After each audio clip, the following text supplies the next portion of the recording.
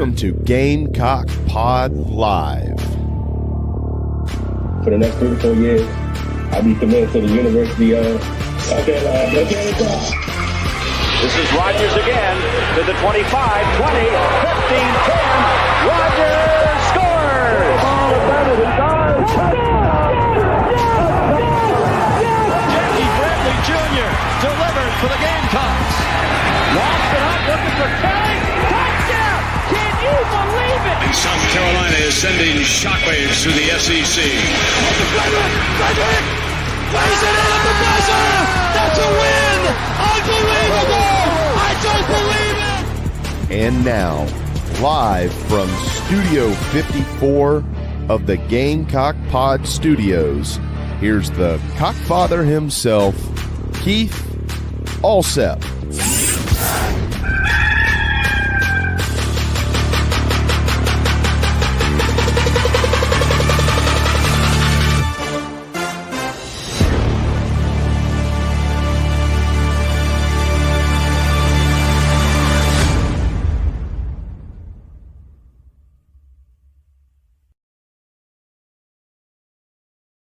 All right, everybody, welcome into a special Thursday Gamecock Pod Live, episode number 1648 for December the 5th, the day after National Signing Day.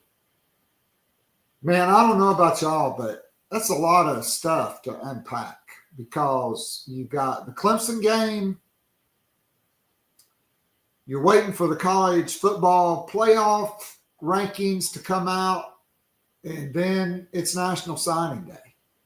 And there are conference championship games ahead this week. But we've got a great show lined up for you today. My special guest will be Alex Jones from the Big Spur.com. We'll be talking Gamecock Recruiting, South Carolina signing the largest high school class of the Beamer era yesterday. I do have just a couple of Nana's Porch news notes and highlights to get to before we bring in Alex, and he's waiting patiently. He just popped in. So later today at 3 p.m., the Board of Trustees is expected to approve a contract, and South Carolina will officially introduce its new athletic director, TCU athletic director Jeremiah Donati, who's been the athletics director at TCU since 2017. He's been at TCU since 2011. Before that, he worked for the Lee Steinberg Sports and Entertainment.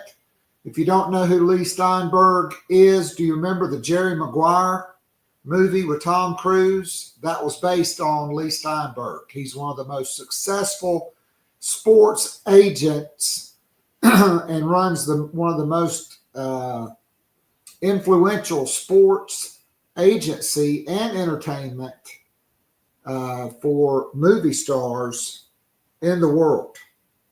Donati served as general counsel and director of player representation. He also worked at Washington State and Arizona. He was mentored by Texas athletic director Chris Del Conte, who is widely considered one of the top 3 athletic directors in all of college football. I think this is a grand slam hire. He is 47 years old. He and his wife, Nicole, will bring their 2 daughters, Colette and Naomi, to Columbia. He's in the prime of his career. He raised over $500 million at TCU. He hired Sonny Dykes, who went to the college football playoff. He hired Mark Campbell as the women's basketball coach. TCU currently ranked number 9 in the nation. South Carolina will play them this month. By all accounts, this is a grand slam hire. Tonight, the ACC-SEC Challenge comes to Colonial Life Arena. Number 3, South Carolina takes on number 8, Duke, at 9 p.m. on ESPN. It's a pajama party. It's also the annual teddy bear toss game, and they're also having a blanket party. Everybody's asked to bring a teddy bear or a new blanket, still in the plastic, in the whatever you call it, the container, the case, the bag that it came in, and you can toss them on the court at halftime. They will go to needy children at Christmas time who need a new blanket to keep them warm or a teddy bear to cuddle with. All right, let's bring in, those were your Nana's Porch news, notes, and headlines brought to you by the award-winning full-service catering company, Nana's Porch, servicing the greater Charlotte, Fort Mill, Rock Hill, Lancaster area, your go-to for all your catering needs, whether it is a banquet, a wedding, a corporate event, or the big backyard bash. And Alex, I don't know about you, but in December, having a big backyard bash with a whole hog barbecue and combining that with an oyster roast and plenty of cold beer, watching maybe some bowl games or NFL playoffs, there's just nothing. It doesn't get any better than that. How you doing? Absolutely. That's what I'm talking about. You're right. Nothing gets better than that right there. That's right. All right. So you look like you held up pretty good yesterday. You survived the day. Would like, can you see my Venmo on the box there on the screen? Maybe I'm going to put it in the, when you do the recording, you can see it. So I guess a lot of shows are going to this model. My friend Michael W. Bratton, folks that are watching, listening, if you feel like donating to the show, we certainly appreciate it. I know that'd help Addison have a better Christmas. So you can hit my Venmo right there if you want to, some point during the show. So Alex, the Gamecocks beat Clemson on Saturday in dramatic fashion. Leave your questions and comments for Alex or me in the Nana's Porch chat box there. 24 high school players, 1 JUCO player. Just your thoughts. Number one, let's get to the Clemson game. I guess you were at the press box at Frank Howard Memorial Stadium. Clemson dressed in their big game all orange and ran down the hill. But Lenore Sellers happened in a major way. Cool weather. What was it like? I hope you had was it really cold when you got up there?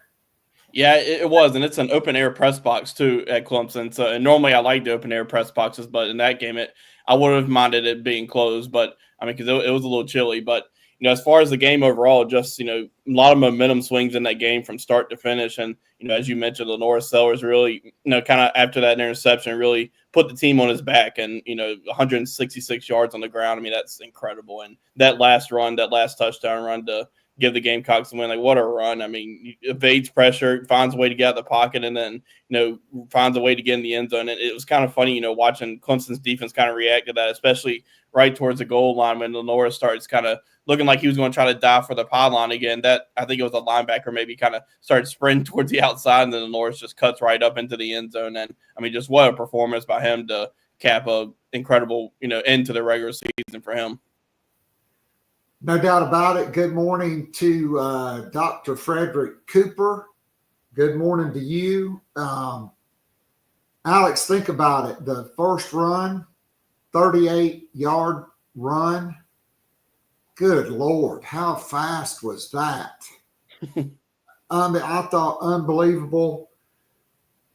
He had the 25-yard touchdown run on the first touchdown where he got over the pylon.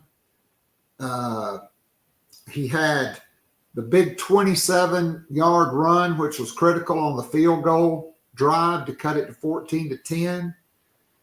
And then before the 20-yard touchdown run on 3rd and 16, I might add, he had a 27-yard run, Alex. He looked like the Flash. Guys were trying to catch him, and he was just running right in between guys trying to converge on him. It was just like a video game. Yeah. And I know he had 166 yards, but it felt like he had like 250 with the amount of scramble yards he had. Because there'd be times where he'd be running probably 30 yards around in the backfield just to get back to the line of scrimmage to get and make those runs. But I mean, for a guy his size to be able to evade pressure the way he does, and for one, just there's that one run where he kind of carried, I think it was a defensive back about 10 yards or so towards the sideline, and I mean, he did it all for South Carolina and put the team on his back, and was one of the biggest reasons South Carolina was able to pull out a win there. I mean, no doubt about it. So he became the first Power 4 quarterback this year to both rush and pass for over 150 yards in a game. And for him, it was over 160 yards, 13 of 21 for 164 yards, 16 carries, 166. But he really had 180, but they sacked him a couple times. And so they take those yards off. But he really had 180 yards rushing. And so I got to ask, this was the biggest game of the year. At number 12, Clemson, at noon on ESPN. Other than Ohio State, Michigan, which who even cared about that game, because Ohio State opened as a 25.5-point favorite in that game, and it was still 20 at game time.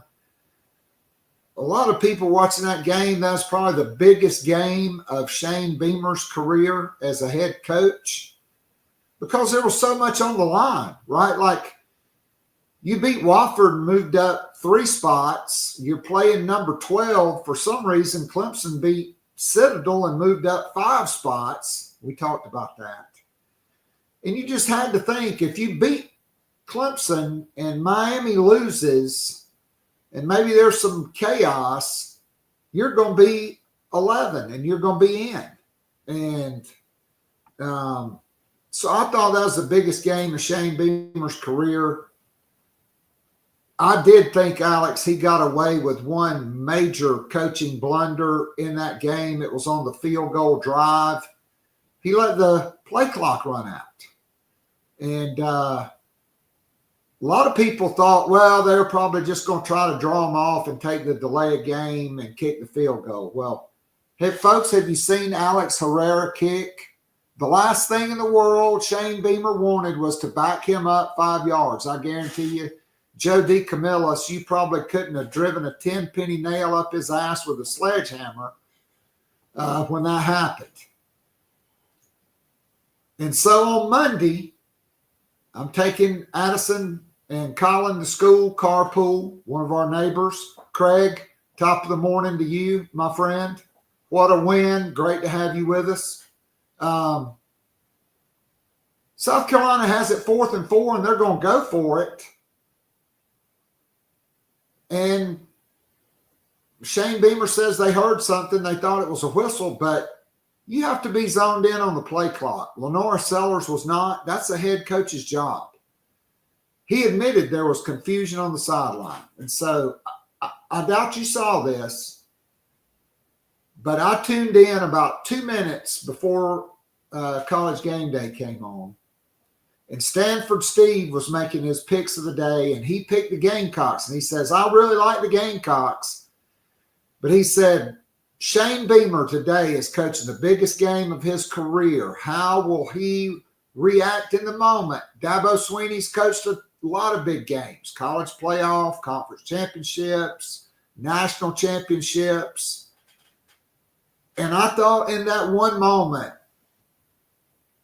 that was really a critical mistake, because if you really want to go for it and you got a play that's going to work, you want it. If not, kick it.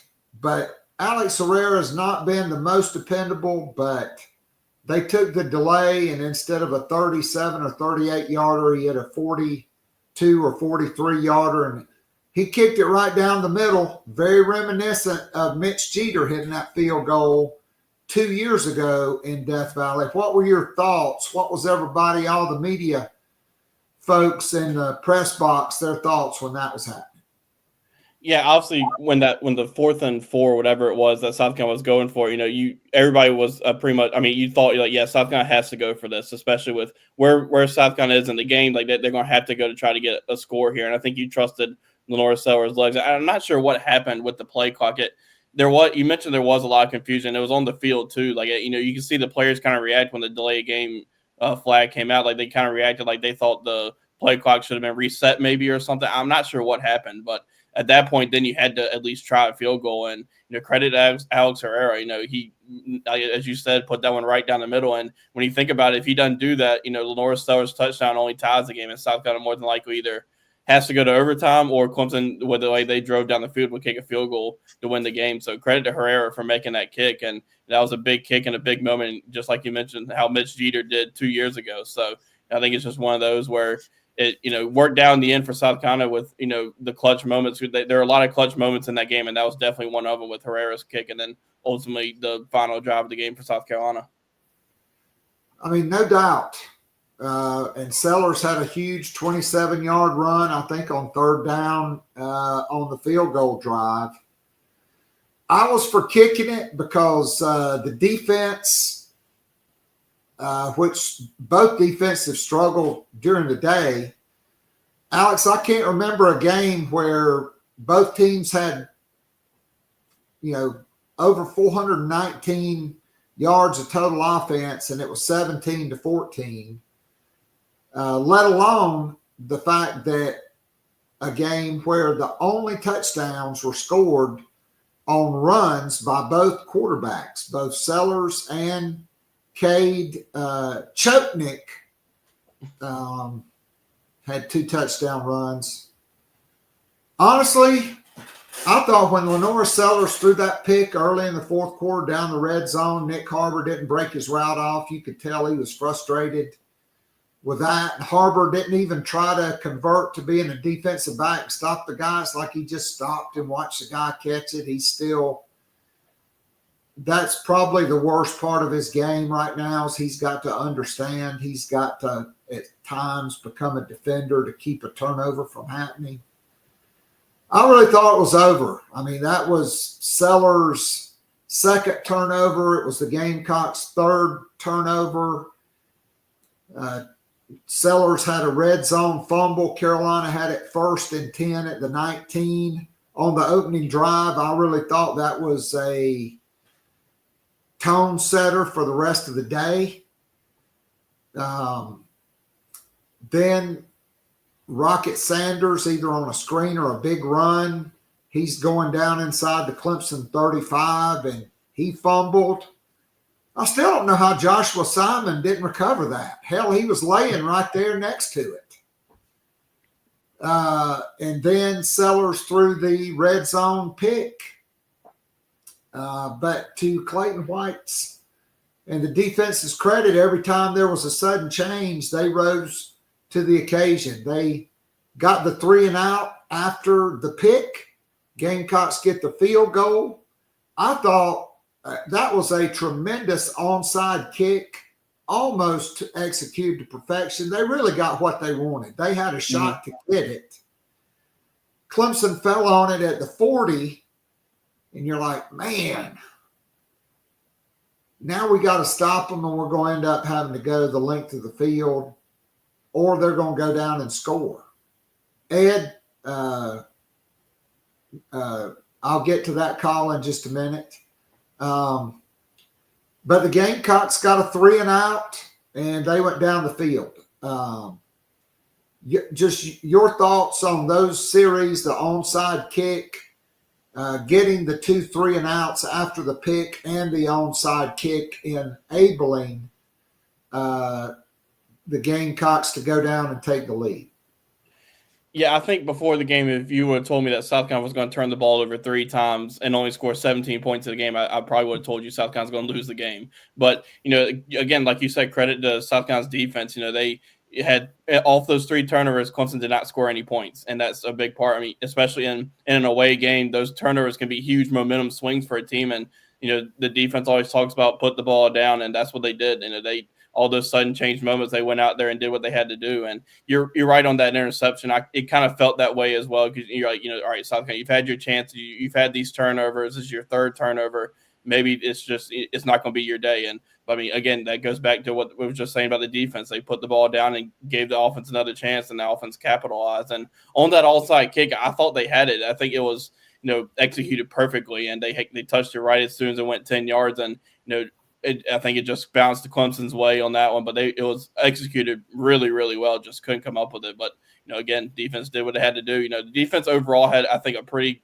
good game. Clemson was not letting the pass rush get to South Carolina or get to Klubnik, and a lot of that was they were just getting the ball out quick with some quick slants and stuff like that. But when Clemson did get stuff or some things going, the defense didn't break at all. They a few times they let Klubnik get away from them, but for the most part, kind of did a pretty good job of containing Clemson's wide receivers, who are really kind of improved throughout the year with the freshman Antonio Williams. And I thought overall just a pretty good day for the defense.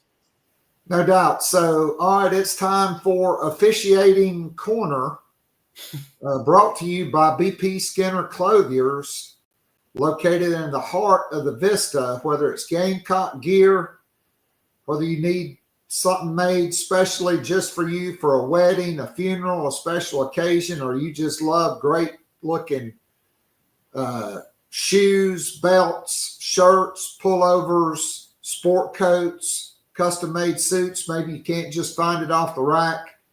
BP Skinner Clothier, a great Gamecock, a family owned business located in the heart of the Vista. So that was, by rule, that was not a catch by Dale Von Campbell. And I'm going to tell you why. Everybody's compared it to the LSU catch. I think C.J. Daniels. Okay.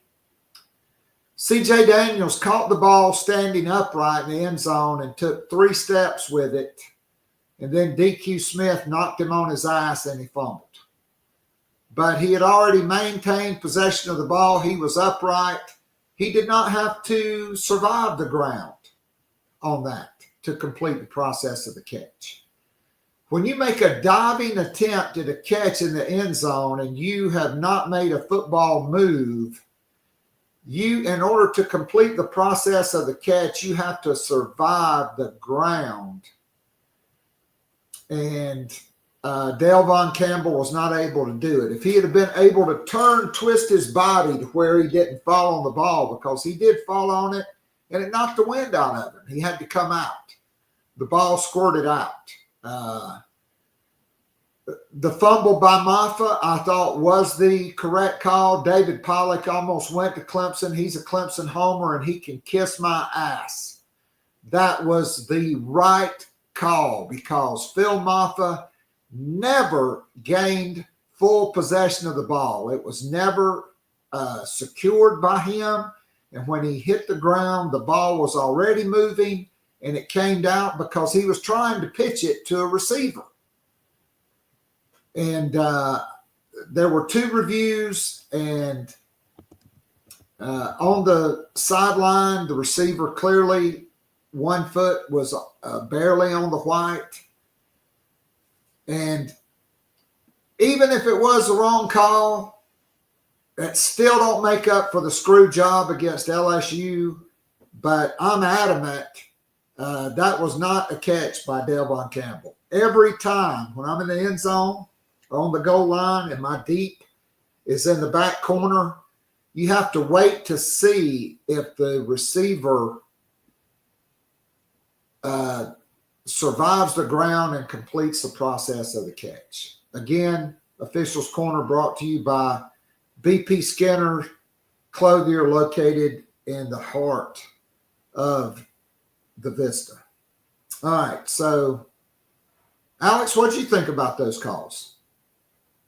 Yeah, the one with Maffa was interesting. I wasn't really thinking about. I thought he was going to be called down because I didn't really think about he didn't have possession. Like that didn't cross my mind until the referee said it. But after watching it, you can see that like he really never had possession of that ball before he tried to pitch it. And I mean that I think probably having Cade Klubnik trip up and it just felt like there was never possession of the ball from the start. Really, the way Klubnik looked as well because he was tripping up and pitching it back too. So I mean, at the end it looked like the right call. And then the Dale Von Campbell catch, like. I can see that rule just because, I mean, with the way he's diving to the ground, it was a little bit different from the LSU wide receivers thing, but it seems like there's a lot of gray area with the catch and all levels of football. But on that one, I can see that. All right, so look, I got to say, after the season Lenora Sellers has put together in that game on Saturday, everybody is taking note. He may be the hottest player in the country right now. His star power, I think, is immense. North Augusta against Jaden Puppy Sellers and South Florence on Friday. Will that be to go to the state championship, or is that a state championship game, Craig? I think that's to go to the state championship, if I'm not wrong. It looks like Cutter Woods or we'll get to that in a minute. So I think a lot of people want to play with Lenora Sellers. That's a perfect segue into this recruiting class. South Carolina ranked 19th by On3, number 20 in the 24/7 rankings. And Alex, just your overall thoughts of the class. This is the biggest class.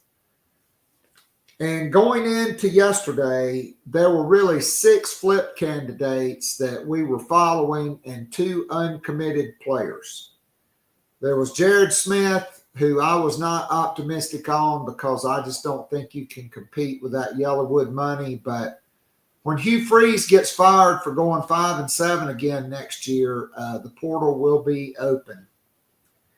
There was the number 1 junior college player in the country, defensive tackle Xavier Hardy.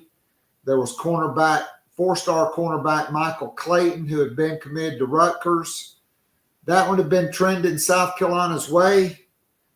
There was LSU commit and Hammond tight end Mike Tyler. And then there was 4-star defensive tackle Kevin Wynn and 4-star offensive tackle Demola Ajadun.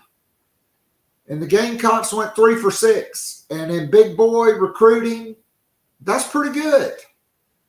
I personally would have liked to go on 5 for 6. I really thought Ajadun was big because you only had 1 high school offensive lineman in the class. And this cat may be the most physically gifted offensive lineman signed in the Shane Beamer era outside of Josiah Thompson. Your thoughts? He was the last one on Demola Ajadun. Yeah, on him, it was kind of a surprise. He visited for a few games during the season, and it felt like South Carolina had a lot of momentum. And then I think he went back to Georgia Tech for their NC State game, I think, which was like a Thursday night game. And it kind of felt like he's going to end up sticking with Georgia Tech. Brent Key's really good with offensive linemen, knows what he's looking for. And, South Carolina was going after a few Georgia Tech offensive line commits and, didn't get those other 2. But then he kind of felt like Ajadun was going to stick with the Yellow Jackets. But, I mean, then it started getting out that there was a chance that South Carolina could flip him. And I think eventually it was just the relationships with Lonnie Teasley and the staff that won out for him. And you're right. I think he's a really, really good prospect. I mean, sitting there at, I think he's 6'6", 300, coming out of Duluth. I mean, that's a really – for physically, he looks like he could be ready to come in and play right away. He may not have to just what South Carolina has coming or already on the roster and potentially in the transfer portal. But him and Shed Surratt being the 2 offensive linemen right now in the high school class, like that's pretty good start or pretty good for that class with what they've already brought in these previous years.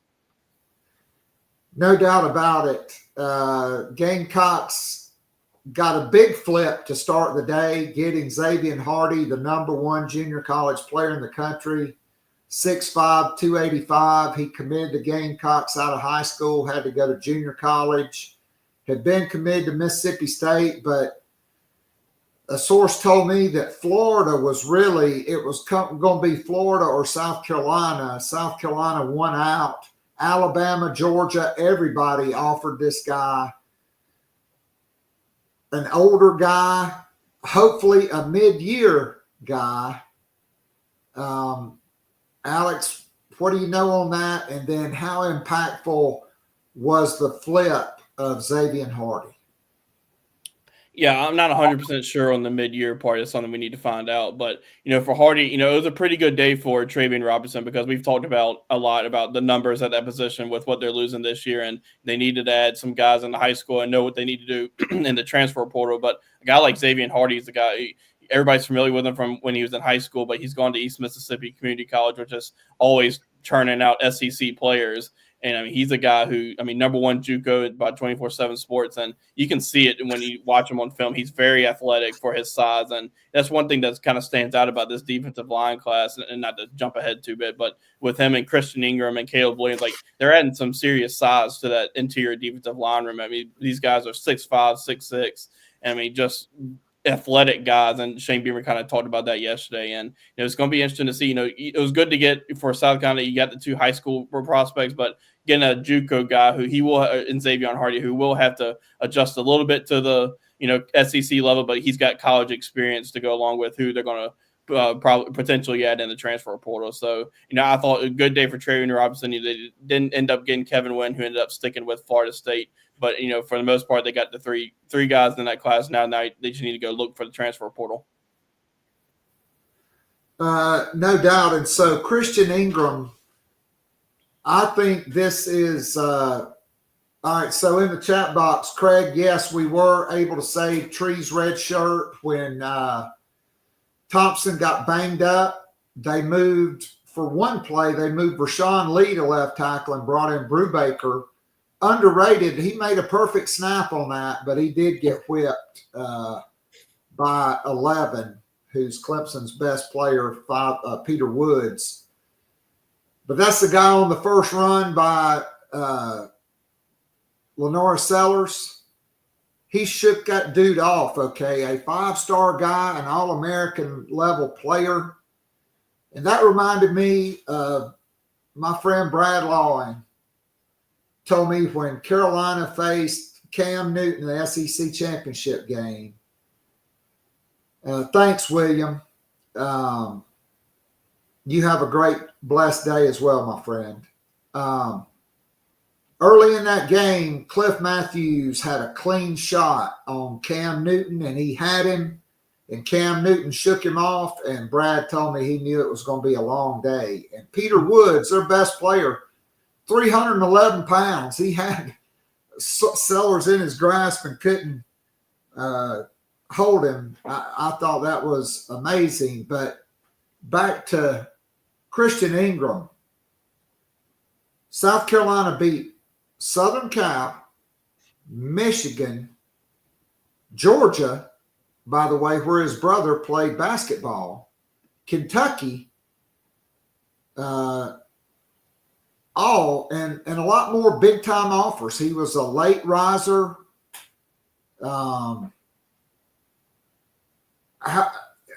ESPN has this guy as a 4-star. How does everybody else not have him as a 4-star? When you look at the offer sheet and the visits, this is not a 3-star guy, and he is a 6'6", 290-pound athlete. Your thoughts on him? Yeah, I wouldn't be surprised by the time the final rankings come out from every outlet that this guy's going to be a 4-star with the way he's kind of been a fast riser or late riser, as you mentioned.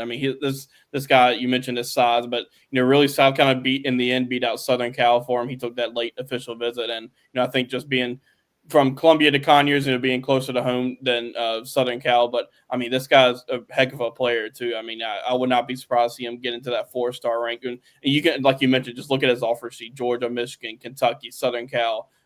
Those programs, some of those programs know what to look for in defensive linemen. And, that's a big-time offer list. And it was a huge get for South Carolina to kind of fend off Southern Cal and some other schools there late in the process. Right. And those are not just offers. Those are official visits. Michigan, Southern Cal, Georgia, Kentucky, okay? Yeah, I love him. So your thoughts on Cutter Woods, Alex? I really like him. 6'3", Yeah. 205, 215, can make all the throws. He's going to be playing for his making his second straight state championship game appearance. He's had a big senior year, and he had a huge junior year. He was committed to Wake Forest. Another Brad Lowen reference. He said those guys, they know how to evaluate and develop players. When they take a guy, they have a very low bust rate. He was committed to Wake Forest. Kentucky offered him. He had a bunch of ACC offers. But I think this was really a sneaky great get by the Gamecocks. Yeah, I agree. First time I really saw him was at 7-on-7 camp this past summer. And, I mean, he made all the throws. And he had Dow Loggins and Mike Shule and Shane Beamer watching him throughout the day. And he just made throw after throw after throw. And you can see that from his stats. As a junior, he almost threw for 4,000 yards when he led Westside to the state championship. So, I mean, this guy, he's a big-time player. And, I think, it'd be good for him because obviously you're not going to expect him to play in year one, but have that, red shirt year where he kind of learned the system, get used to the college speed of the game. And this guy could be a big time player. And, it's a big win for South Carolina there, kind of late in the process. They identified him, and then one thing Shane Beamer mentioned yesterday, and I thought this was a good point. He said, he's a winner. And you see that from his state championship run. And Shane Beamer's like, I want to look for winners. And Cutter Woods fits that to a T just in his play. And then with ways they have been able to lead Westside too. No doubt about it. So if there's one set of players that really pops off the page, it is the wide receiver room. South Carolina, 2 more of Justin Stepp's recruits. I would have never thought he would have actually been a worse recruiter than Brian McClendon. Everybody that bitches about Georgia's offense and Mike Bobo, think about who recruited all those wide receivers, people. It was BMAC, who sucks. He can't evaluate or coach wide receivers. I don't even know how the hell that guy got a job in the NFL.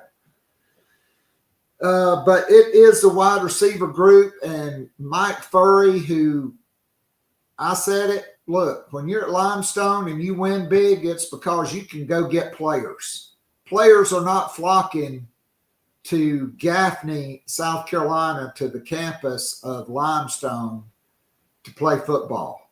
But I would have never expected him to get probably the best wide receiver in North Carolina and Brian Rowe. They flipped the best wide receiver in South Carolina. Malik Clark. And I still say he is probably the most important player in the class because he was at a big position of need. He's an elite playmaker, almost 6'3", 500 meters. You flipped him back from Florida State, but he's from Rock Hill. That is a Gamecock area. And there's a rich history of the best players in Rock Hill, all playing for the Gamecocks outside of a couple of players. And so you get him, you get Jordan Gidron, like I said, Brian Rowe, you got Jaden Sellers, and then you beat Penn State on the best wide receiver in Pennsylvania, Lex Cyrus, who's a 400 meters guy at 5'10", 175. Mazeo Bennett's going to have some competition for that slot receiver spot in the spring. Yeah. Well, go ahead, and then we'll get to the one big fish that's still out there. Okay. That's the thing that when you look at this wide receiver group that they has signed yesterday, it's the speed of this group. And, I think you first think about Lex Cyrus and what he brings because that guy's known for his speed and you can see it on his film. He's a guy, just a playmaking type of wide receiver. He can make you miss. And that's the same thing kind of with Brian Rowe too. Brian Rowe, you can really kind of see, his athleticism. I saw him over the summer at a camp too, and I mean, you can just see the athleticism with him jump off the page. And I think with some of these wide receivers, just like with most wide receivers in high school, that had to come in and get into the college weight room, just continue to get bigger and stronger. But I mean, these guys would do that. And with Jaden Sellers too, obviously, it's one of the among the wide receiver group, the lowest ranked one. But I mean, this guy can play too, coming off the ACL injury. But you talk about speed with this group. I mean, he may be one of the fastest ones. I mean, he's really fast. And, you hear people talk about, people who've played him, and you just hear just how good he is and the speed that he could bring to the table. And, it'd be really kind of cool to see, one day maybe Lenore Sellers is throwing touchdown passes to Jaden Sellers. And, I think that's a cool aspect of this part. But this is why Mike Furry, for him to come in and, do what he did in this recruiting class with, and obviously still have Donovan Murph out there, who seems like they're still in a pretty good spot with. I mean, he did a really nice job building this wide receiver room, and was a spot that they needed to continue to improve in the high school ranks, and they've absolutely done that. Well, no doubt about it. So on Monday night, Shane Beamer issued 2 welcome homes.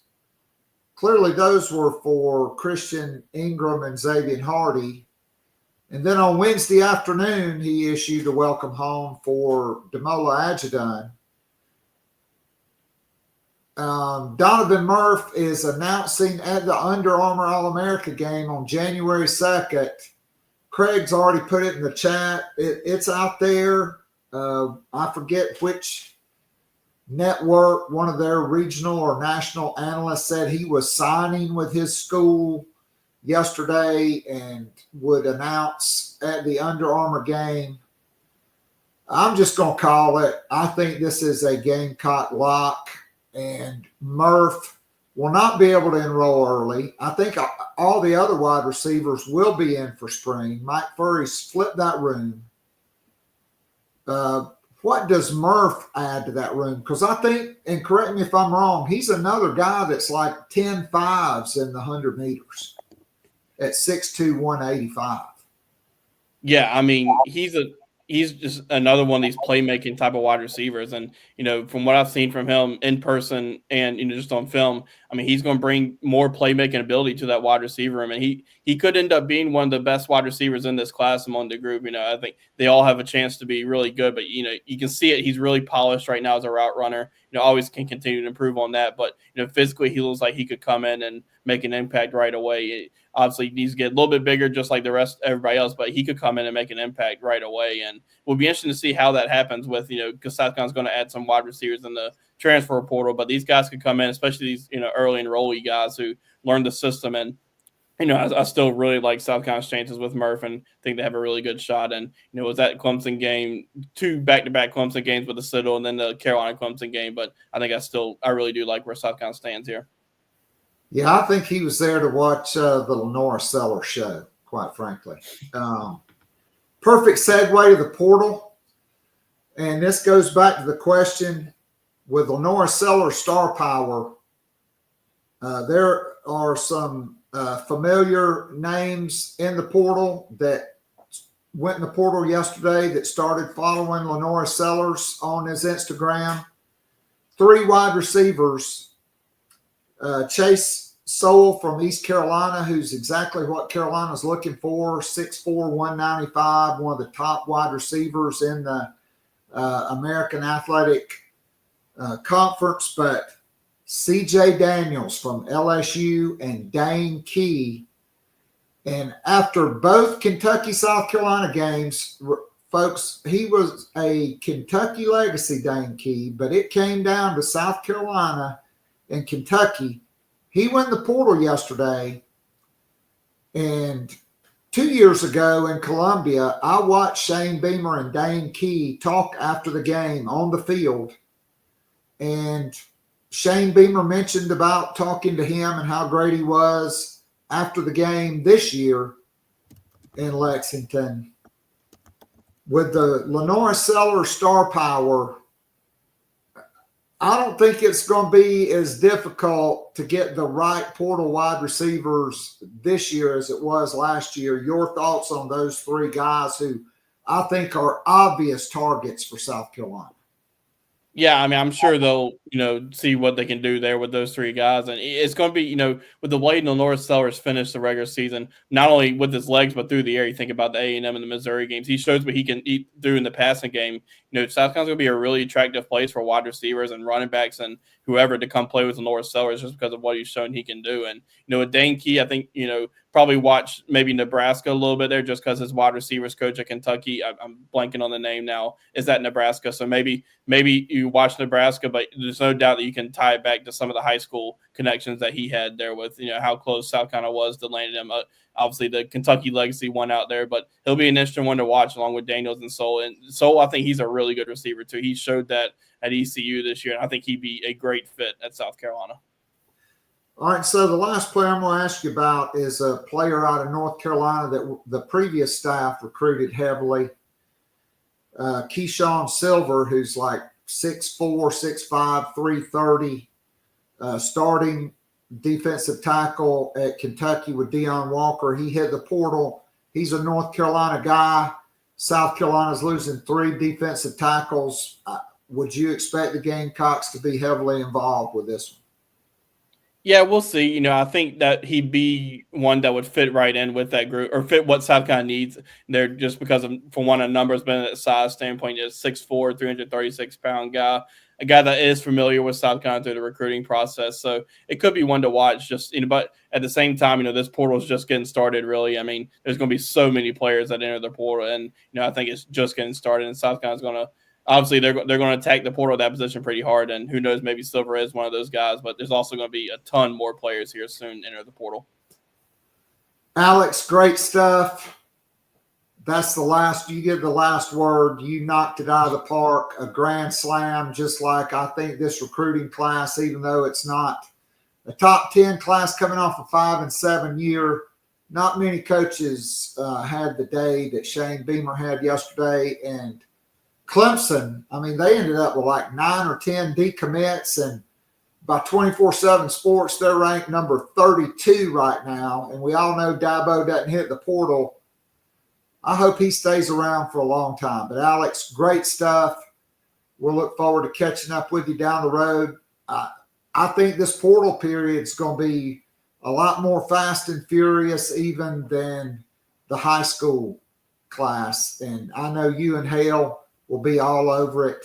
Thanks again. We'll look forward to catching up with you down the road. Awesome. Appreciate you having me on. Looking forward to next time. All right. And we go from Alex Jones now to Jordan Kaye, the Arizona State graduate whose Sunday are playing in the Big 12 championship game. We'll get to that, Jordan, a little bit later. We're not going to lead with that.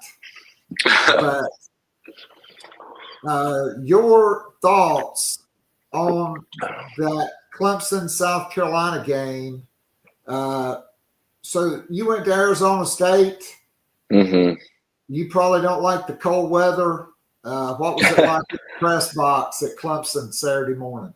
Yeah, the open air thing was weird. It was cool though, because at South Carolina, it's very hard to judge what the stadium sounds like because in the press box you're behind glass, so it's really tough to tell like what's actually going on. But at Clemson, I mean, you're right there with the fans. So on that 3rd and 16, I mean, you're looking around. It's a hostile environment, and you're thinking like, they got to just like get 10 yards to make it like a 4th and manageable. And all of a sudden, Lenore Sellers just whoop, whoop, whoop, scrambling around, hits the end zone. I mean, that was pretty cool. And I'm looking at the clock though, and I'm like, man, did they almost score with too much time left?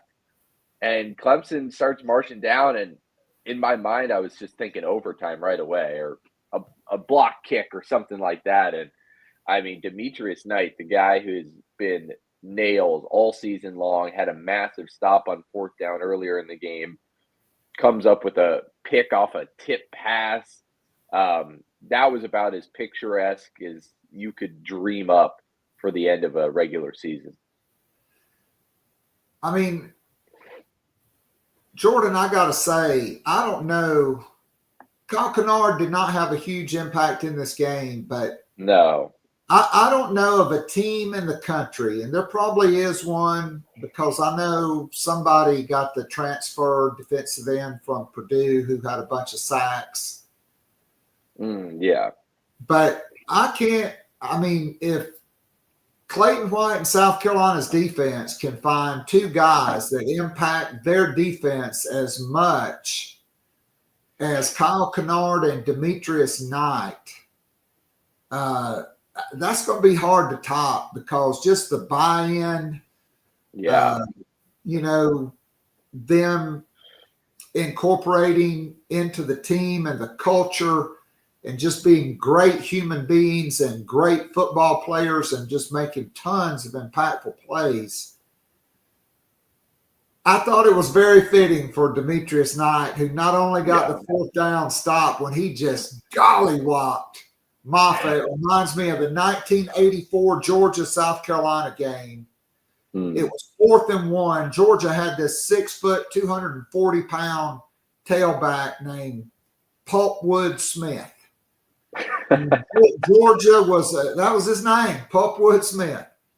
Georgia was at about the South Carolina 40, and it was 4th and 1. South Carolina had a 215-pound All-American linebacker named James Seawright from Hillcrest High School in Simpsonville. And he hit Pulpwood Smith probably harder than Demetrius Knight hit Phil Moffitt. And we were sitting in the student section, Chris Lee and I, and we both had our dads with us. And back in the 80s, they had a saying that if it ain't swaying, we ain't playing. And when he made that stop, the stadium, just like when Rocket scored against Missouri there with 15 seconds to go, that stadium went nuts. And we're like on row 30-something in section 22. And I looked up and looked around, and I could see the upper deck just doing that. And I thought we were getting ready to die. And all I could do was point. And my friend Chris Lee's dad and my dad, Chris Lee Sr. and Carl Alsep, after that, they walked down and stood on the railing by the sideline and watched the rest of the game. God. But that play by Demetrius Knight, how fitting for him to get the game-clinching interception. And again, I'm just telling you, I don't know what it is about that class of quarterbacks, but Quinn Ewers was the number 1 rated quarterback in the country in that class, and he left early to go to Ohio State. Then Kaye became the number 1 quarterback in the country. And neither one of those dudes possess the clutch gene. They just don't have it. And Lenora Sellers oozes of the clutch gene. Your thoughts? Yes, I totally agree. What Sellers has done the past month is remarkable, because it was literally 6 weeks ago that we're like, is this guy ready? Is he in over his head? Is he fumbling too much? Do they not trust him? Does he trust himself? What's going on in his head? Does he have enough confidence? I mean, these were real things. And I think it's easy hindsight to be like, of course we knew Lenora Sellers was going to do this. Like, of course. But it's like, man, a month ago, like he was not this guy. And credit to him and credit to his coaching staff for whatever, keeping his mind in a state that allowed him to like look towards the next day. And he's been superb the last month. So good that, I'm sure his NIL is going to go up. Like you're saying, all of a sudden the kids in the portal South Carolina's going to have to turn away kids now. That wasn't the case last year. But now there's going to be some guys where they say, hey, we don't have room. And that's all because of what Sellers has done this last month. And the whole playoff discussion doesn't happen if he doesn't elevate his game. And they beat, A&M and Missouri and Clemson. He is he is leading this team in a way that's just remarkable. I mean, no doubt about it. So I got the stats for you since the second bye week. And then we'll go back even to the win streak. Yeah. Sellers, after the Oklahoma game and the 5 games in November, 84 for 125, 1,306 yards, 12 touchdowns, 3 interceptions. By the way, 2 huge 100-yard rushing games. That's 67.2%. If you go back to the last 7 games, which is really the coming out game, really was at Tuscaloosa at Alabama. Since that game, even counting in the Oklahoma game, where his stats weren't the greatest because the game was over in the first 5 minutes, which was ridiculous. By the way, Jackson Arnold in the transfer portal from Oklahoma. Good luck, Brent. Burnt vegetables. The last 7 games, 123 for 180, 68.3%, 1,719 yards, 15 touchdowns, and 4 interceptions. No quarterback's been hotter than Lenoir Sellers since that Alabama game, and really South Carolina's offense. Dowell Loggins, over the last 5 games on third down, they were almost 57% on third down. Really amazing stuff. Yeah, I mean, that basically paints the entire picture. Yeah, it's crazy. He doesn't even look like the same guy. Just so much more decisive when things break down. I think earlier in the year, he would go between like, yeah, do I throw it? Do I run it? What do I do? And now it's just like he's got the internal clock in his head, 3 seconds, and like, all right, look for space, look for green grass. And also, I just think, I don't know, he's just gotten better at being elusive, like coming out of tackles. It doesn't really make a whole lot of sense how he's been able to do it. It's not exactly something you can coach, but he's been really good at it. I don't know how.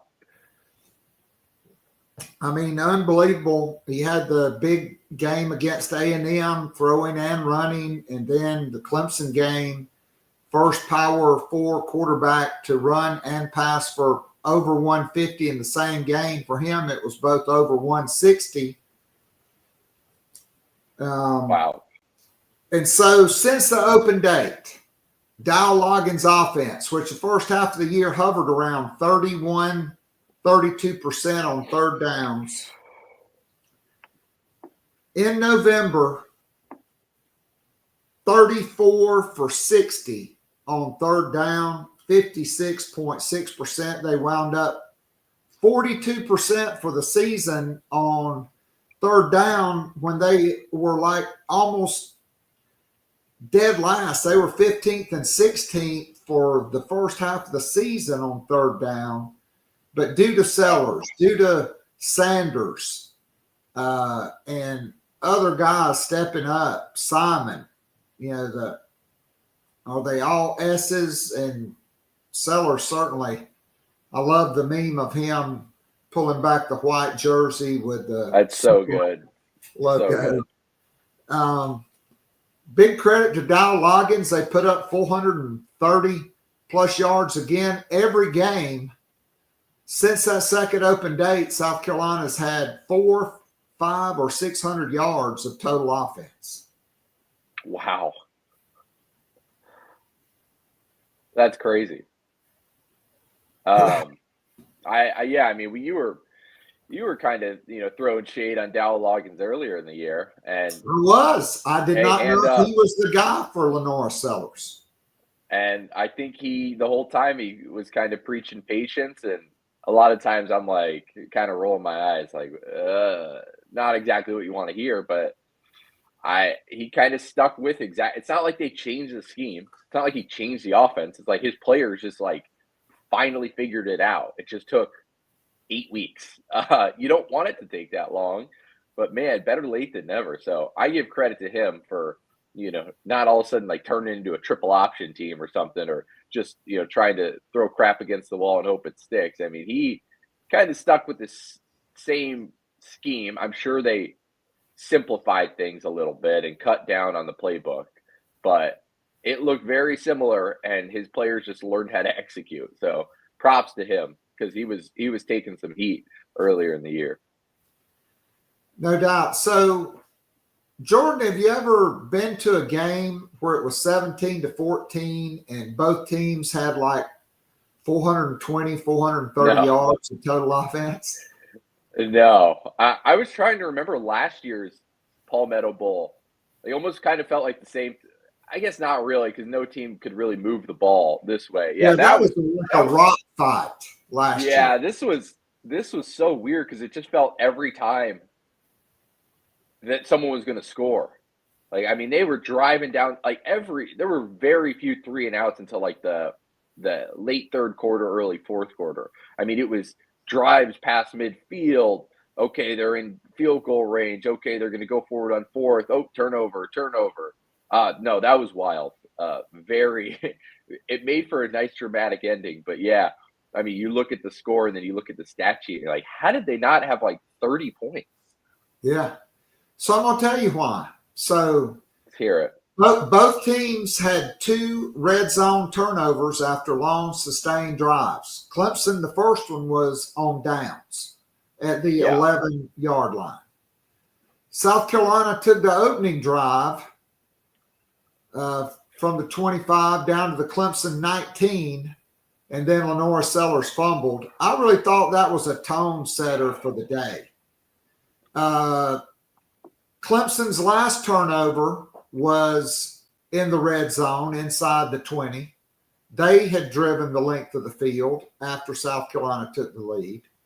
Mm-hmm. South Carolina's final turnover, the interception from Lenora Sellers, was a red zone turnover.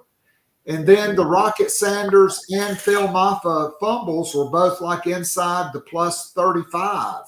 So all the turnovers were on long drives.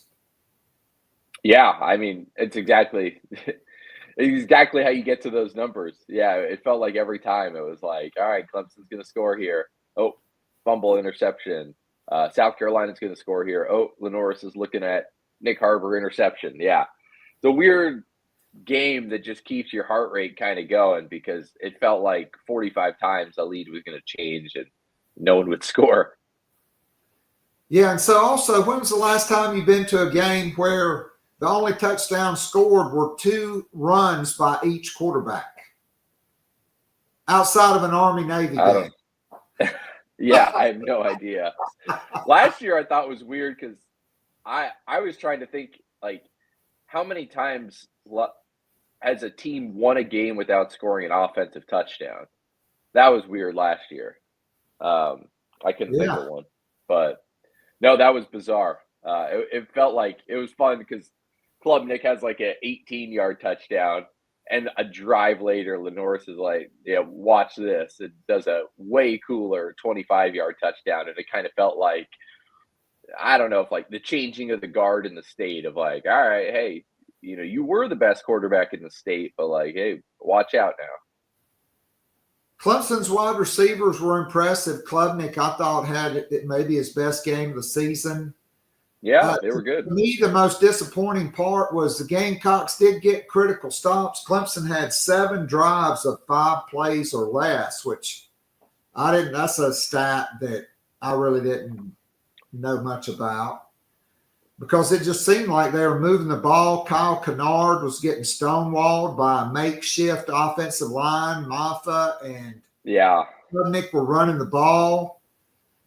But when South Carolina got in the red zone or after a turnover on a sudden change, the defense stood up. And so I asked Alex about this. This was the biggest game of Shane Beamer's coaching career. Stanford Steve said it on Sports Center right at the end before College game day. He picked the Gamecocks, but he said, this is going to be the biggest game of Shane Beamer's career. How does he respond in the moment? Dabo Swinney's coached in a ton of big games, conference championship games, national playoff, national championship games. Before the field goal, it's 4th and 4. The Gamecocks are going for it, and Shane Beamer just watches the play clock expire standing right next to an official. I thought that was an egregious moment and a moment that he'll learn from. I don't know about that. Dude, you can't let that happen as a coach. I coached for 14 years. I know, but you can't let that happen.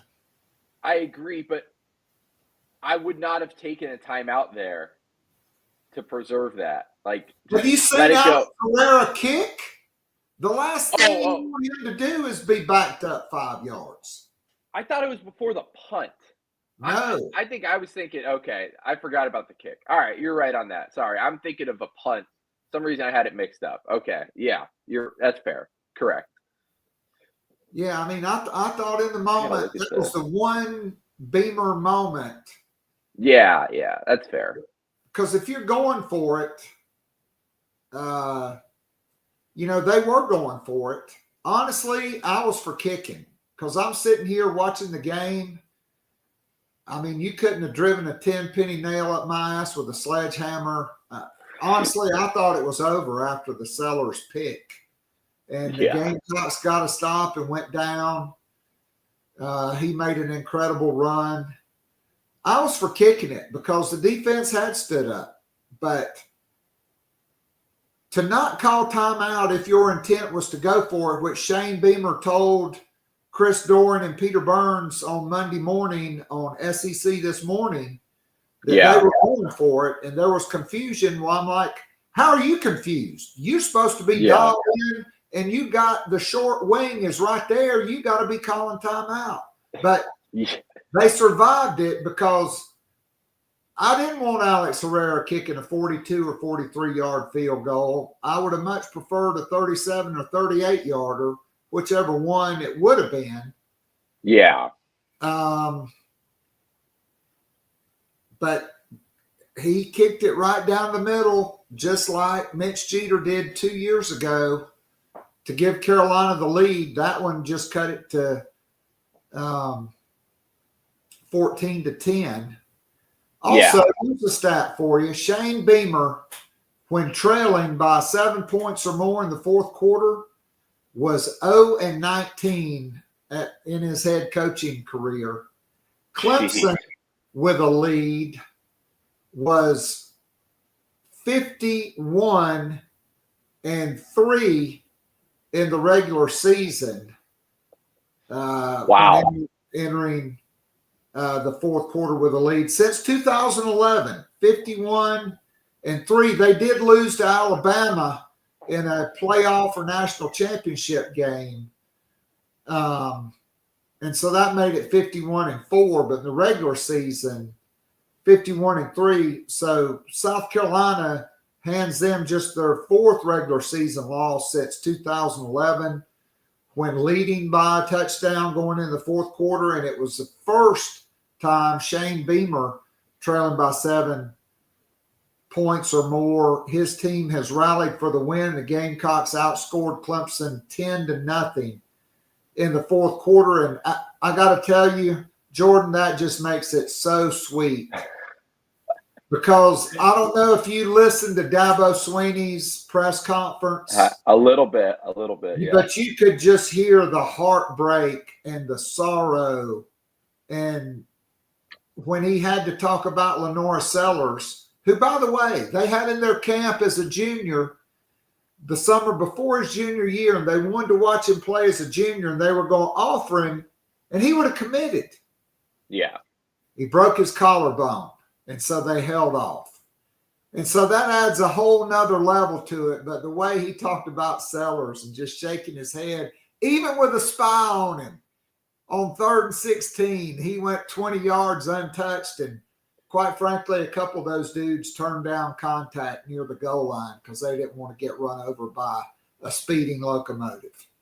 Yeah, I mean, that's 240 pounds coming at you at about 20 miles an hour. Not fun. So, yeah, it was also just weird. I mean, he was running like a madman, just in like these serpentine patterns. Like, I mean, some of these defenders like almost stopped because they were like, it looked like they had no clue where he was going. So they're just like looking around like, where is he going to go? And then, yeah, he's like running almost like horizontally and just cuts vertical right into the end zone. That was so cool.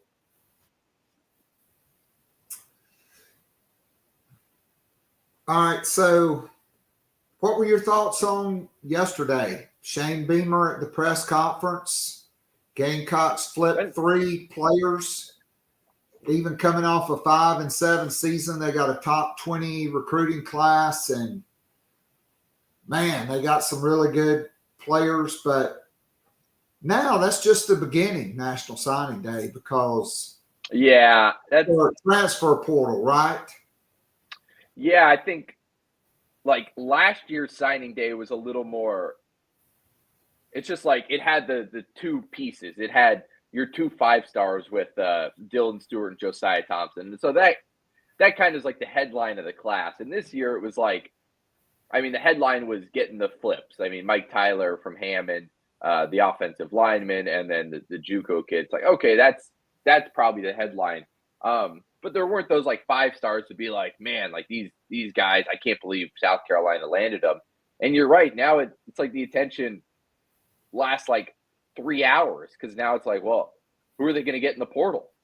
I heard you talking to Alex. Okay, hey, all these wide receivers are going to come. And so, yeah, it is. It's like signing day is almost like lost its luster a little bit, especially because, I mean, a lot of these kids that South Carolina recruits are pretty low drama. Like, did you hear? Like, none of these guys were flipping. A lot of them had been committed for months and months. I mean, Jaden Sellers has been committed for like 2 years.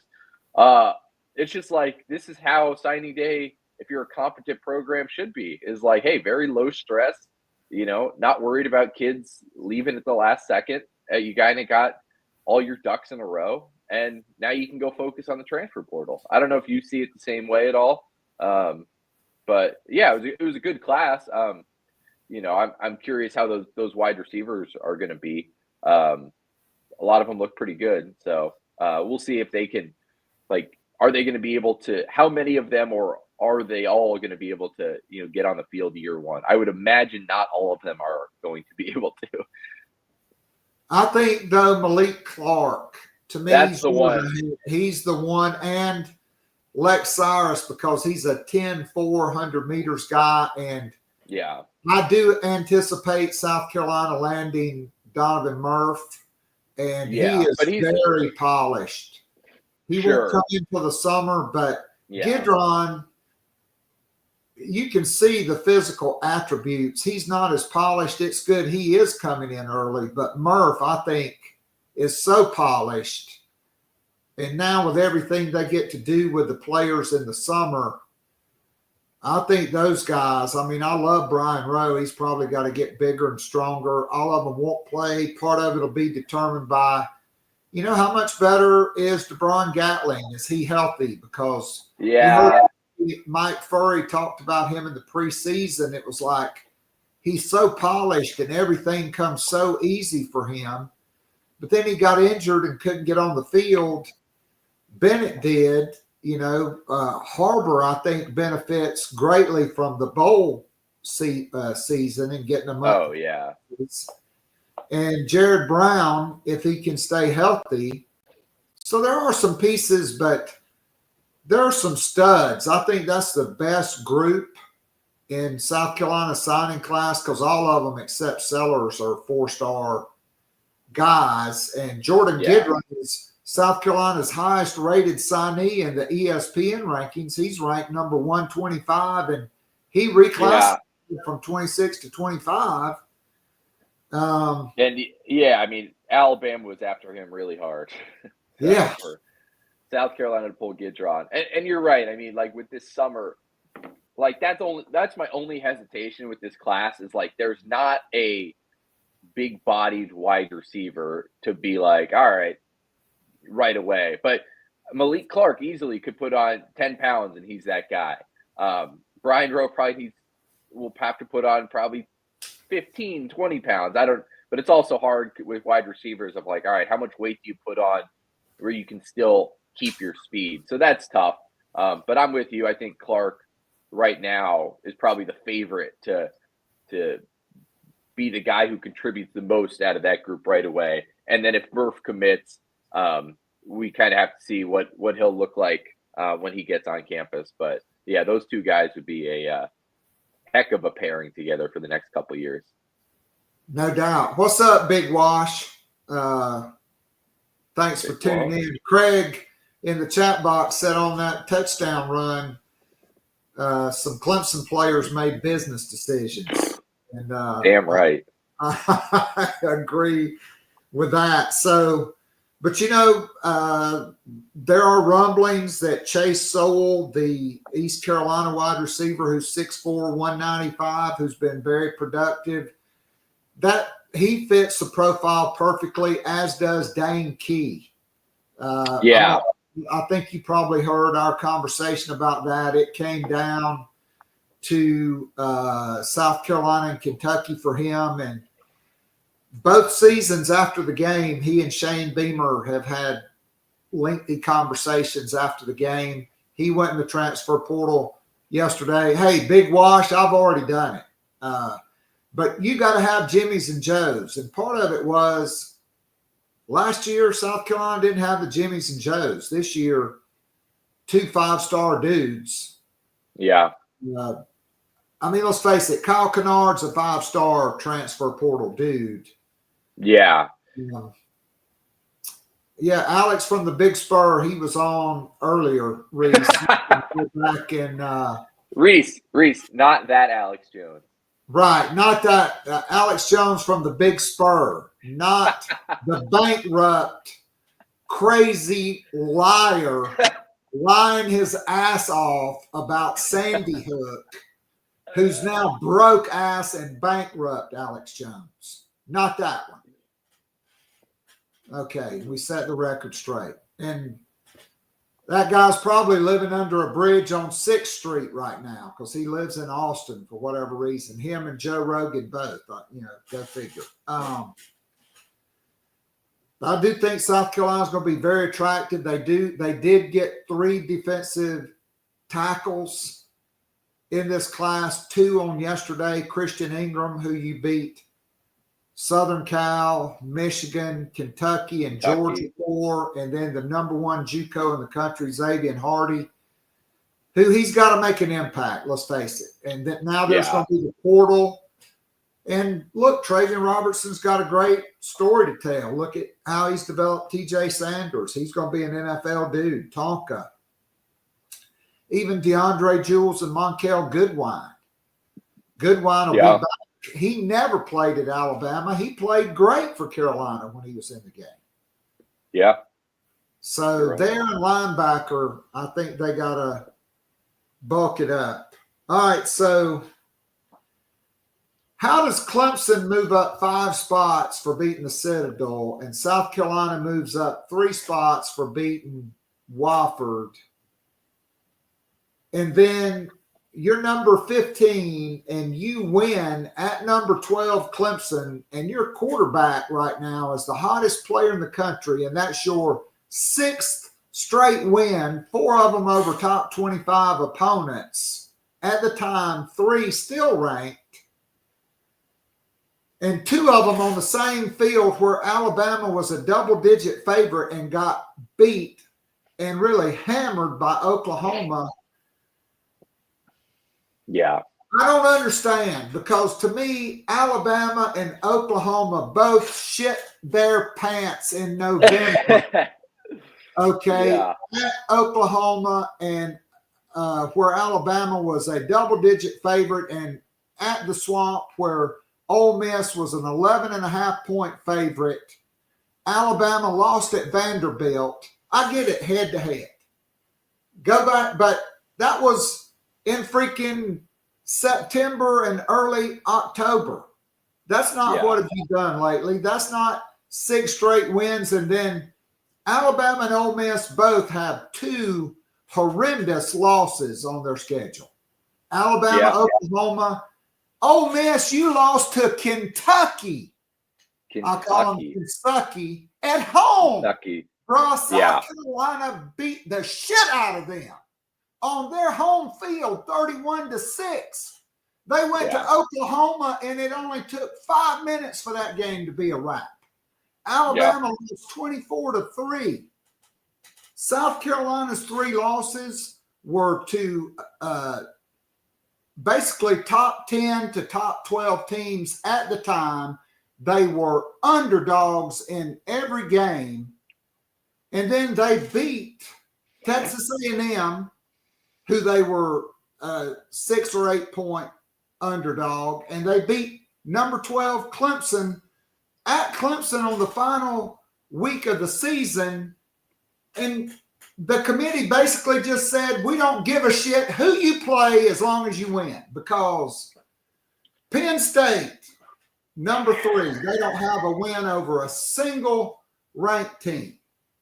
Ohio State, they don't have a win. They beat Indiana, who sucks. They don't have a win over a ranked team. SMU, they beat Louisville, 1 ranked win. Boise State, who the hell have they beat? Miami. They got some ranked UNLV. Shut the fuck up, Mario Cristobal. Okay? You have nothing. You lost to 2 unranked teams, and you were gifted 2 wins by the ACC officials to keep you in the playoff hunt. That Virginia Tech game, that might have been more egregious than any one call in the South Carolina LSU game. Plus, you didn't beat anybody. And the committee says, we don't care. You don't play. But now the biggest loser is going to be ESPN, because you asked the question yesterday to Shane Beamer, what's the motivation to schedule out of conference top teams? I mean, you might as well drop Clemson and start playing Eastern Kentucky, Western Kentucky, East Carolina, Western Carolina, and Charleston Southern.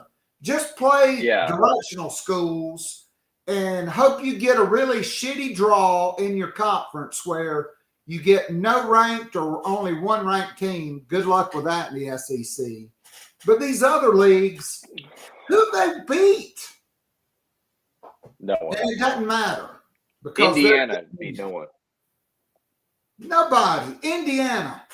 South Carolina would be a favorite in that game on a neutral field. I guarantee it. Hell, I think South Carolina would be favored over Georgia. They are the worst 10-2 team in America. But yet the committee says head-to-head, but they didn't say that after Tennessee beat Georgia. Georgia was still ranked ahead of them. Or no, Alabama. Tennessee beat Alabama, but Alabama, it's all about the brands. And of course, don't play anybody. Just beat shitty teams and you're in. Play the toughest schedules in the country. Be the hottest team in the country. 6 straight wins. You're not in. Enjoy the Citrus Bowl. That's what they said. Yeah, we're back to the BCS era where it's like just go undefeated and it doesn't matter who you play.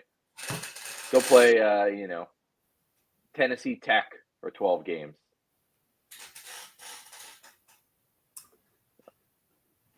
So what'd you think about Beamer's answer? And I thought he basically decapitated the head of the playoff committee at his press.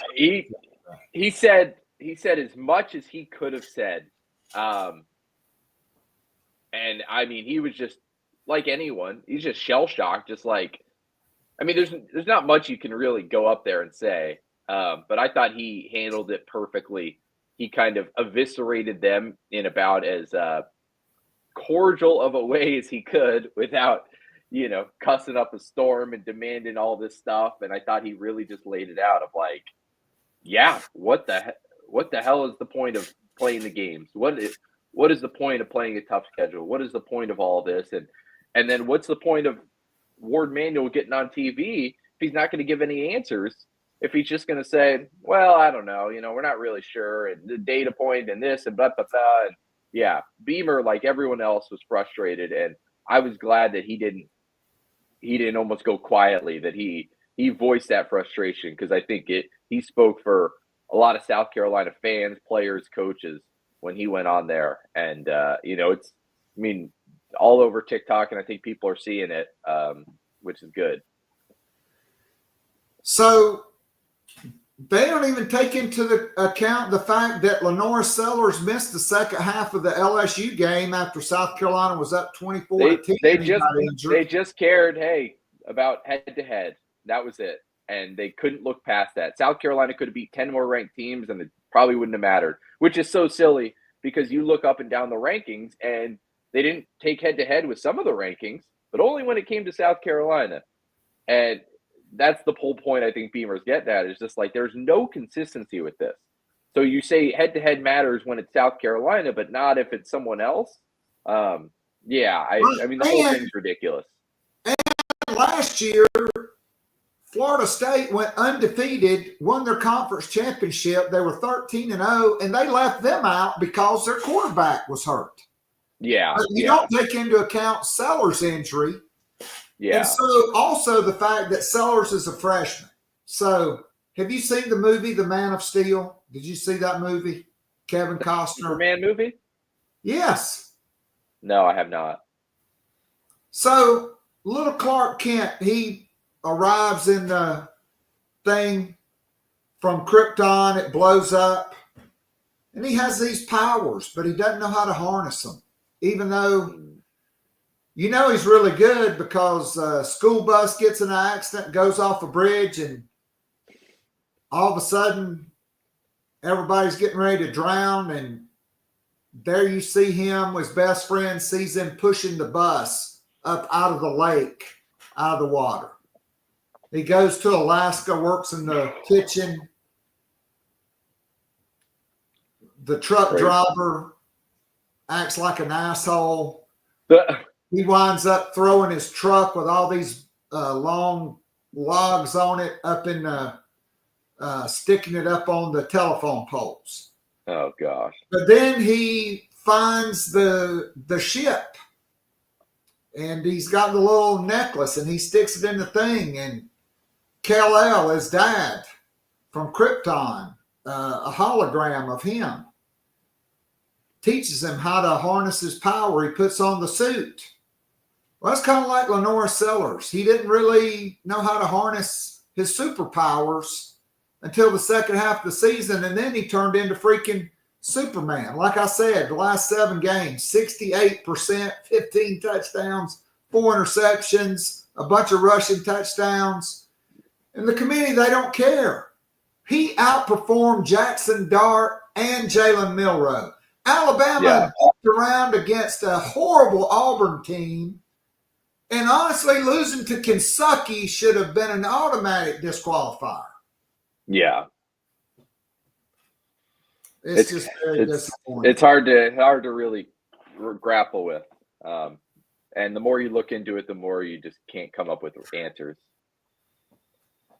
But, all right, so I thought your colleague from the Greenville News and great show of the program, Lulu Kesson, asked a great question about how you put some emotions behind you, and now you move on to, hey, you won 9 games, you got a chance to win 10 games, you're going to go to a great bowl game.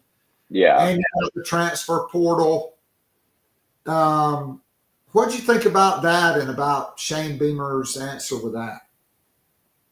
Yeah, I thought it was good of like, I don't know. I also thought the answer he gave with that was like, hey, we're going to play in the bowl game. We're not going to be like Florida State and have 47 guys sit out and not lose to Georgia by 60 points. Like, this program has only had 4 times in its history where they've won 10 games, and we plan on being the 5th. Like, I don't know. If I'm a South Carolina fan, that gets me like fired up. Like, damn right. Like, go out and Citrus Bowl or Gator Bowl or whatever. Prove to everyone that you should have been in the playoff, and don't do the opposite where you just sulk and just get pissed off, and everyone's like, "What the hell were they doing over there?" I also think these bowl practices are going to be massive, and it sucks that you're not in the playoff this year. But you got 15 practices with a young team. And a lot of guys who, there's dudes like, Cam Pringle, who didn't play a ton this year, but dang, that guy needs reps. And the more reps you get him now, the better you're going to be next year when you play Virginia Tech and go through that SEC schedule again. So it sucks, but if that's the silver lining you want to take of, hey, we're going to use these bowl practices to get better, go kick some ass in the bowl game, and then, be in the playoff discussion next year. That's a pretty dang good recruiting pitch too. Yeah, it's big for Vakari Swain because it looks like it's going to be Vakari Swain and Judge Collier at corner. And then I think it's really big for DeBron Gatling, for Mike Smith, for Mazio Bennett, for Vandrevis Jacobs. Hopefully he comes back from the hamstring. And the young running backs. And I don't think Oscar Attaway III is with us today. He's been on a couple of times, but I think Oscar Attaway has played phenomenal down the stretch, and he looks like a starting SEC back. He'll be back next year. He had a 21-yard run in that Clemson game. Yeah, and I assume they'll get someone. Warren Howell and Matthew Fuller. I think it's big for all of those guys. Yeah, you're right. I think they might go get a running back in the portal, but for now, those are. I think Attaway is probably for sure your starting running back next year. He's shown the ability to have good runs in SEC play. So yeah. All right, so let's talk a little bit about some of the championship games. Okay. So, UNLV and Barry Odom. This is my favorite story of the year. Remember back early in September, their quarterback says, "I'm opting out." Yeah. His NIL representation said, "Well, his value's increased. You need to pay him more." And they're like, "No, we're not. We're not paying him." And so he went in the portal. And Barry, all those guys just basically stuck their middle finger up and said, "F you." And they won 10 games. And they lost to Syracuse and they lost to Boise in overtime. Now they're playing in that conference championship game. UNLV this time on the blue field at Boise, where it'll probably be like 9 degrees Friday night. It'll be like 30 degrees. That's not too bad. No, Boise, it won't be. 4-point favorite. And Boise right now, they're the G5 team, right? Yeah. But if UNLV wins that game, I think it becomes them because they're ranked higher than Army, and Army got beat by Notre Dame, and then Tulane lost. So I think it's definitely the G5 is going to be the winner of UNLV Boise. Would you agree with that? 100%. This game is for a playoff spot, which makes it so cool. I love that it's on a Friday night, kind of gets its own shine. It'll be fun. Boise beat UNLV last year in the title game. That was in Vegas.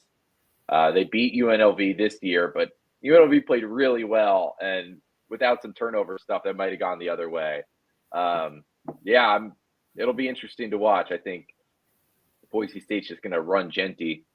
But this is a scary one, I will say, because UNLV has their number. So we'll see. All right, so your Arizona State Sun Devils in Jerry World, AT&T Stadium, Pate State.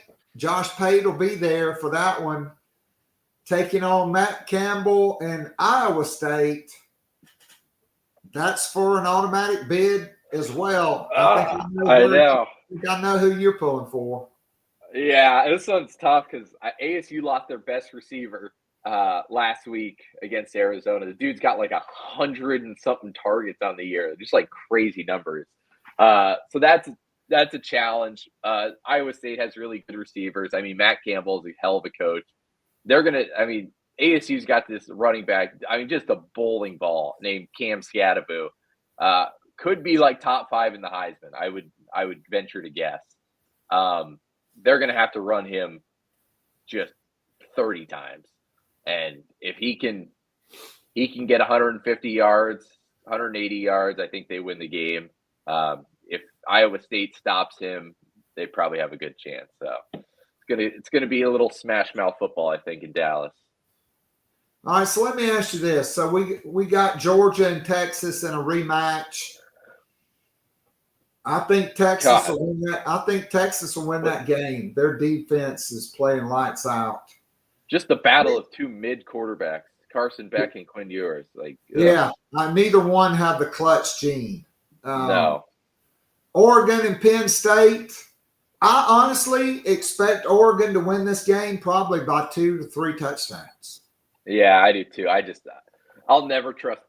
It's kind of like the Virginia thing when they used to be in the NCAA tournament. I never really trust them until they won the whole thing. That's how I feel with Penn State. Until they're in the national championship, I will never trust that team to win a big game, I should say. All right, so to me, I know Ward Manuel said, that tier with Alabama, Ole Miss, and South Carolina, there'd be no movement. Yeah. But what if Clemson just boat races number 8 SMU? Why shouldn't drop out and South Carolina jump Alabama and Ole Miss? Here's my argument against that. Let's say Georgia wins.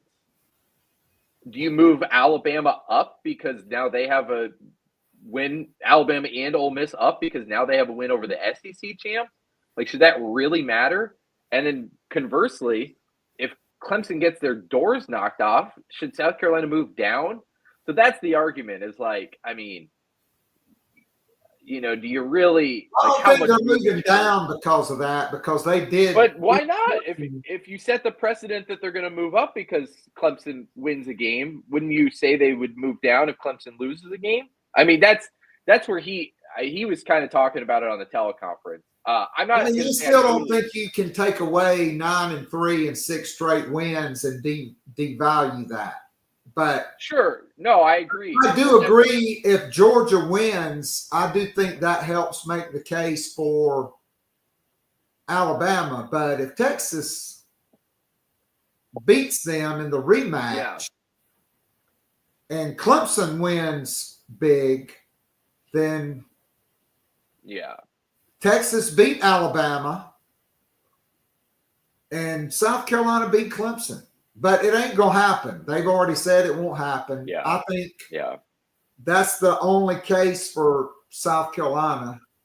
I wish that was something they talked about before the last week of the season. All right, so last question. Yes.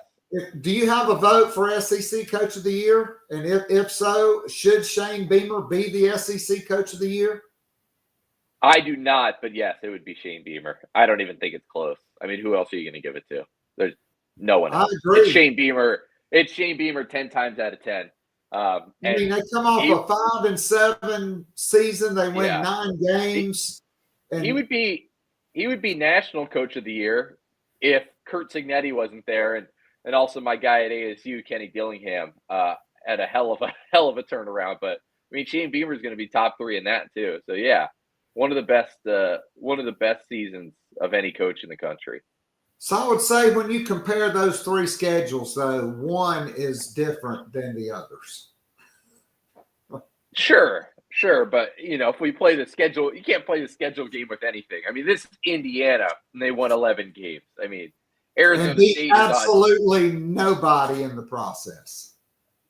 Well, I mean, sure, but we can't, at some point, you got to, say, holy shit. Indiana won 11 games. Arizona State is just got destroyed with NCAA sanctions a year ago, and all of a sudden they're 10-2 in the conference title game for the first time in 10 years. I get what you're saying. I totally do. But yeah, I mean, you got to recognize. I mean, there is other football outside of the SEC. They just don't play as good as. I just don't know about meaningful football, but there is football outside of the That's SEC. fair. Jordan, I know you got to run. Thanks, great Thank stuff, you. my man. And we'll look forward to catching up with you down the road. And hey, go Devils! Forks up. Yes, sir. Thank you. Right. See ya. Yeah. All right, great stuff, great show. Appreciate everybody in the Nana Sports chat box. I think the Gamecocks are going to have not only did they have a November to remember, not only did they essentially get prison gang raped by the SEC officials and Greg Sankey not lobbying for South Carolina, but also by the College Football Playoff Committee. But you know what? Ray Tanner coined this phrase, win anyway. And so now Brett McMurphy from the Action Network, nobody better than him. It's going to be South Carolina and Illinois in Orlando. That's a great trip. The last time I was there, I watched the South Carolina quarterback, Connor Shaw, throw for a touchdown, run for a touchdown, and catch a touchdown pass, and just absolutely refused to let his team lose. And Lenore Sellers did the same thing against Clemson. Craig said the least expensive tickets for this bowl game, $285 on the secondary market. It's going to be big. We'll go back to Wednesday next week. Wanted to wait till after National Signing Day because I knew there would be late action on that. It's a great day, a great class, but man, if you could have added Michael Clayton and Kevin Wynn, that would have really been special. But now you just go to the portal and go get them. And so, Ward Manuel, suck it. Go Gamecocks. Love you guys. Hey, tomorrow on Gamecock Pod Daily, Hale McGranahan will be with me to wrap up National Signing Day.